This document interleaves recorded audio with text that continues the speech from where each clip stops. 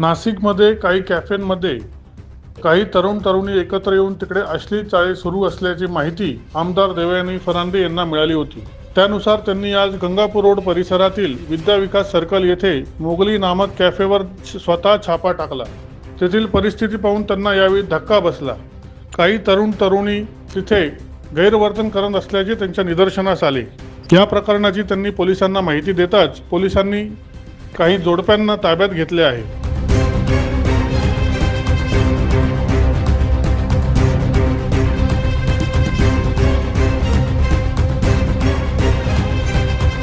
टाकली आणि त्याच्यामध्ये मला अतिशय वाईट अशा गोष्टी ह्या ठिकाणी आढळून आल्या। नाशिकची संस्कृती बिघडत आहे।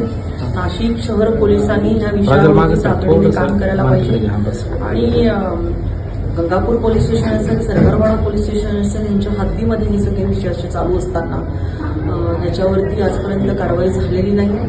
मी नाशिक शहराच्या पोलीस आयुक्तांना भेटून ह्या सगळ्या विषयांमध्ये शहरामध्ये अशा पद्धतीच्या अनेक ठिकाणी हे व्यवसाय असे चालू आहेत आणि एकूणच नाशिकची संस्कृती बिघडवण्याचं काम चालू आहे।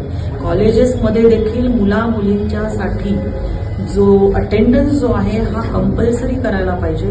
विद्यापीठाचे नियम आहे की 80% अटेंडन्स कंप्लीट असल्याशिवाय विद्यार्थ्यांना परीक्षेमध्ये बसलं दिलं जात नाही। परंतु ह्या सगळ्याच गोष्टी मला असं वाटतंय की महाविद्यालयांपासून देखील त्या गोष्टी पाळल्या जात नाही, बारकाईने त्याच्यावरती लक्ष दिलं जात नाही का? कारण हे जे मुलं कॉलेजेसमध्ये दैनिक भ्रमर, नाशिक।